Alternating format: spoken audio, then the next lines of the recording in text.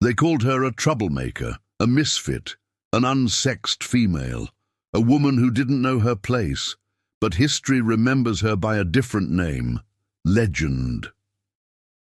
In the dusty corners of the 18th century, when society wore its misogyny like a polished wig, and women were told to be seen and not heard, one woman stood up, not with a sword, not with fire, but with words sharp enough to pierce centuries of silence.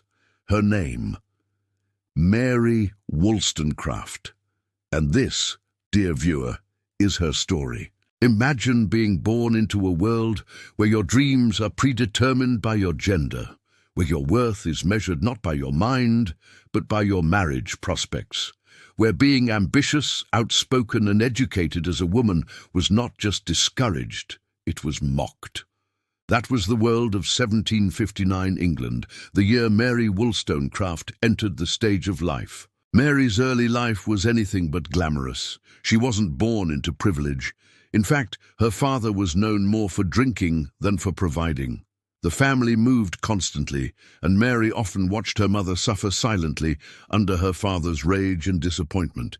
She learned early that silence was a prison, and she refused to let it be hers. Now, Mary was no ordinary girl. While others practiced embroidery and perfected their curtsies, she devoured books like they were forbidden fruit. She questioned, she argued, she refused to accept that the fate of a woman was to be merely a man's shadow. In her teenage years, Mary formed deep, almost radical friendships with women like Fanny Blood, who would later shape her emotional and philosophical beliefs. Fanny was Mary's soul sister, her muse, and her heartbreak. When Fanny died in childbirth after being forced into marriage for financial reasons, Mary was devastated.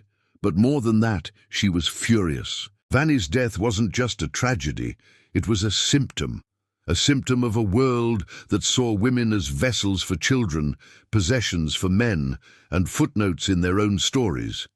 And Mary decided she would rewrite that story, not just for herself, but for all women. Fast forward to 1792. The French Revolution is shaking the world. Monarchies tremble.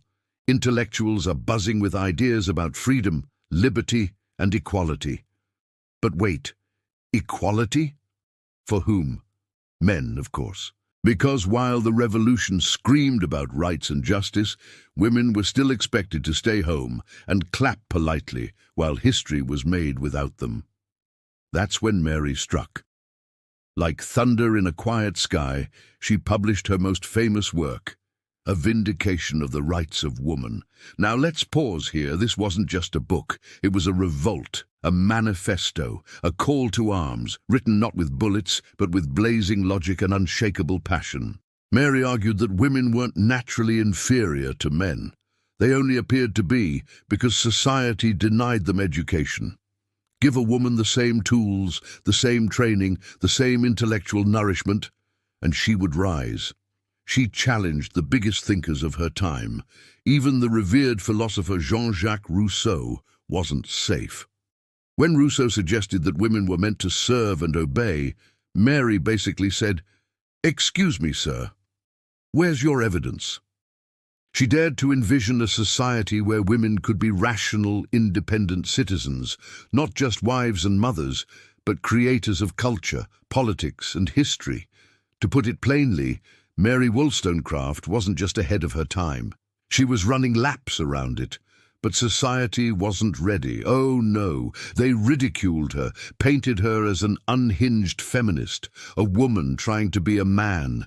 Newspapers mocked her, men dismissed her, and many women feared the storm she stirred. But Mary didn't flinch. She went on to work as a translator, a reviewer, and a political philosopher, writing about everything from education reform to the French Revolution itself. She lived in France during the Revolution's height, fell in love with an American adventurer named Gilbert Imlay, and had a daughter, Fanny, out of wedlock. Yes, you heard right. In the 1700s, having a child without being married was basically social suicide. But Mary, she lived her truth, even when it cost her everything. That relationship eventually broke her heart, so much so that Mary attempted suicide twice, once by overdosing on laudanum and another time by jumping into the Thames River. But like the legends we honor here on this channel, Mary didn't die. Instead, she rose, stronger, louder. In 1797, she married philosopher William Godwin, one of the fathers of anarchism. Their marriage was a meeting of minds, both radical, both defiant. And that same year, Mary gave birth to a daughter who would one day write Frankenstein and become a legend in her own right. Yes, Mary Wollstonecraft was the mother of Mary Shelley. But, like all stories etched in fire, Mary's came to a tragic end. She died just 11 days after childbirth from complications, gone at only 38 years old. Her death broke William Godwin's heart. He called her a woman of profound sensibility and genius. In his grief, he published a memoir of her life, an honest, raw account that revealed everything: her illegitimate child, her suicide attempts, her bold ideas. He meant to honor her, but society wasn't ready for that much honesty. Victorian England gasped. Her reputation was shattered, not for her writing, but for her life. And for the next 100 years, Mary Wollstonecraft was buried, not just in the ground, but in the footnotes of history. But legends don't stay buried forever.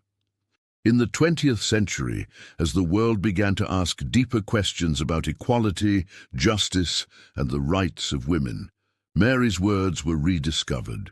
Vindication of the rights of woman became a cornerstone text in the feminist movement. Today, Mary Wollstonecraft is no longer dismissed as a troublemaker.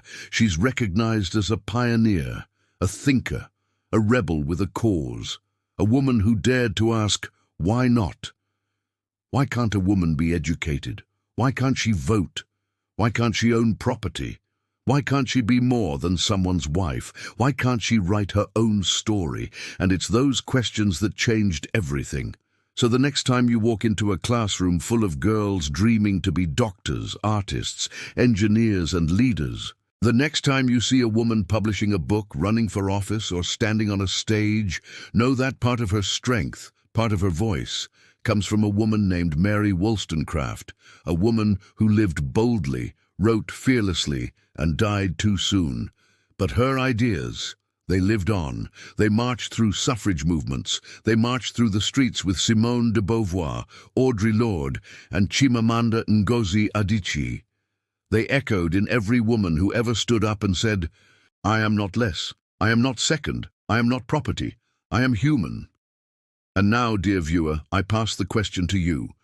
If Mary Wollstonecraft could risk everything in 1792 to demand equality, what are you willing to stand for in your time?